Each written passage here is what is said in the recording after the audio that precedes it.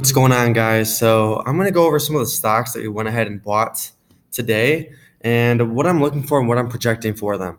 So right now we're looking at Alibaba Group, and what we can see is we have this big megaphone pattern right here.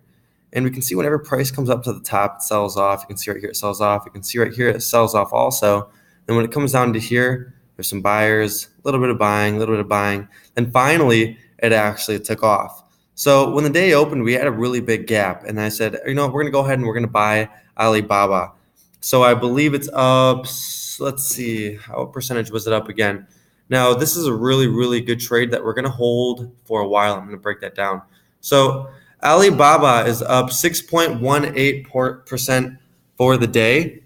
Our next area that we can go ahead and look for price to go would be somewhere in the 190 to about 193 range. Now, $200 per share, that's realistic if we're talking maybe a couple months or so. Maybe, yeah, like a couple months. If you look at the weekly, actually, let's go ahead and look at the monthly time frame of this. So Alibaba is really nice. And let's go back to the daily. Yeah, so what we can do now is with our stop loss that we had, where's the brush? Stop loss that we have down here, we're going to go ahead and we're going to put it right here in this level, like 173.76. We're going to put the stop loss there because that's where the big gap was. So that's going to be an area where there's going to be a lot of resistance support right there in case price does want to come back down and then go right back up. But right now, after the volatility and momentum that we're having with Alibaba, I don't necessarily see it coming down at all. But let's go ahead and look at the Ichimoku cloud. Whenever I want to know where the next resistance can be, I will pull up the Ichimoku cloud because I use it to manage. So pulling up the Ichimoku cloud right here, we can see on the daily time frame, and market's about to close soon for stock. So that's really good that price is above the cloud right here. When price is above the cloud, that basically means that we have an Ichimoku breakout. So we bought right here, price come up, broke through the cloud. That's really strong if it broke through lead 2 and lead 1 as well, because each component of this cloud, the red line and the green line, can be used as support or resistance depending on if price is above or beneath the cloud. So since price is beneath the cloud, all of these acted as resistance, especially the 26-day moving average, which is this yellow line, and the 9-day moving average, which is this blue line right here. So let's go ahead and see if I can make this bigger. So as you can see, price broke through the Ichimoku cloud. Now we can see the 9 days coming up also. So the 9-day crosses. So first let's talk about the signal. So this is a bullish signal right here. Let's go ahead and talk about more of the Ichimoku. So the signal broke through the cloud, price broke through the cloud, which means it's bullish. Now also what we can see is lead 2 is about to cross over lead 1. So this red cloud can have a Kumo twist. You can see right here, this is the Kumo twist. Now the cloud right here is in front of price because these are leading indicators, which basically give us a projection on future price. So I like to use this indicator a lot. This is one of my favorite ones to use if I'm going to use an indicator. Other than that, I just like to follow price. So the cloud is in front of us, and you can see right here, notice how that twists from green to red, and it stays red. We can kind of assume from like right here, that's when that twist happened, because if you go ahead and kind of like make an eye estimate, we can go ahead and put from here to about here. So that's when price broke through. Now price is going right back up. So this might go green, and we might have a big green candle. Also keep in mind, whenever you're looking at the Ichimoku cloud, the thicker the cloud, the more volume is there. So this is not really that much volume. This is okay volume, but this is really nice volume. And you can see that it's really nice volume because price is trading above the cloud. So when price is trading above the cloud, it's bullish. When price is trading beneath the cloud, it's bearish. So we have the Ichimoku breakout. We already know that this might be a twist. This might be a crossover. So that's going to give us, if it crosses over and turns green, it's going to be another reason why we should stay in a long. Same here with the 9-day moving average. The 9-day moving average is actually coming up and is going to cross over the 26-day moving average. If that happens, that's going to be the second justification for us to be long in this trade. And the 26-day, we need this to point up. When the 26-day is flat, It's not really telling us too much. I mean, but we're already in down here, so we're going to go ahead and hold this trade right now. So we need the 26-day moving indicator to face up. Now with the 9-day crossover on the 26th, and you know what? Actually, let's go ahead and put the lagging span on really quick. Where is it at? Whoops. Just find the lagging span.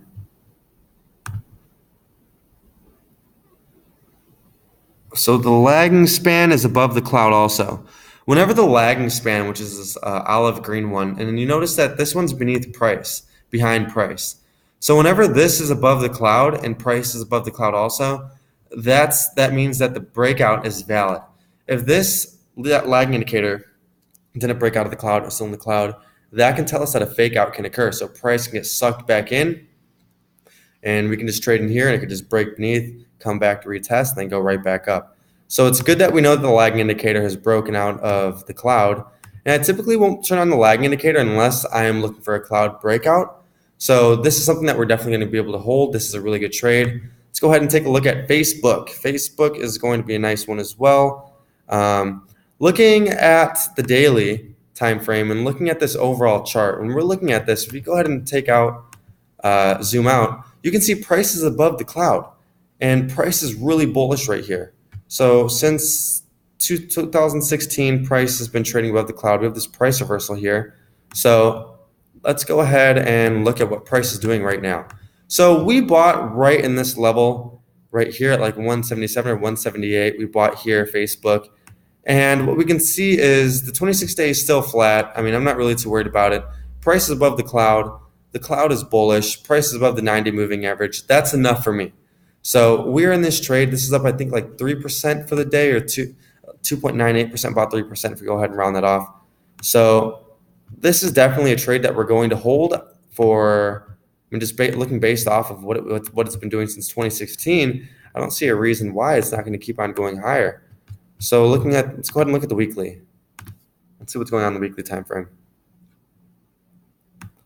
Price is above you can see price is above, whoops. So the 26-day moving average is pointing straight up. That's really good for us. The 9-day moving average is just support right here. You can kind of see the support going on right there. So that's good to know. The cloud is huge. There's a lot of thick bullish momentum right here. I like that the 26-day is pointing straight up. You can see this.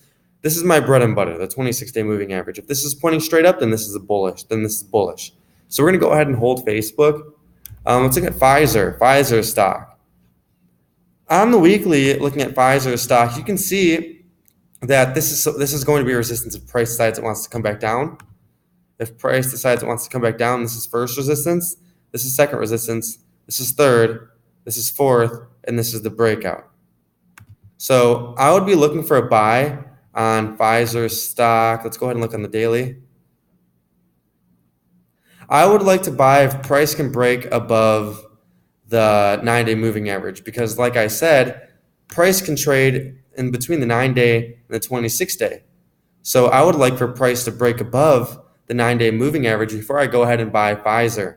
My stop loss would most likely be right here, or if you want to be more conservative, put it underneath the 26-day moving average, because if it breaks through the 26-day, what we can look at is for price to come down to the cloud, either go back up or break beneath the cloud, and then we'll head for lower lows. So that's how I'm going to play Pfizer.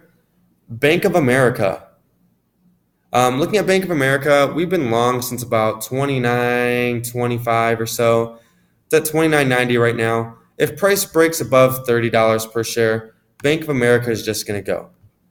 I don't really see anything on here that's telling me that Bank of America is going to come right back down. I mean, financials and bank stocks are really good last year, so let's go ahead and keep on assuming that it's going to be good this year. I mean, especially with the entry that we have right now, I don't see a reason why we should go ahead and exit. Now, something important to look at on the weekly is you can see the 9 days flat, 26 days flat. Volume is kind of whatever. So let's go ahead and look at the dividends, 2017. It's last year's dividend. So I'm holding on to Bank of America. Everyone else who isn't in Bank of America yet, I know there's a lot of other members in the Academy that are already in Bank of America right now. Let's go ahead and look for where you guys can enter. Everyone who's not in Bank of America yet, you would have to buy if price breaks above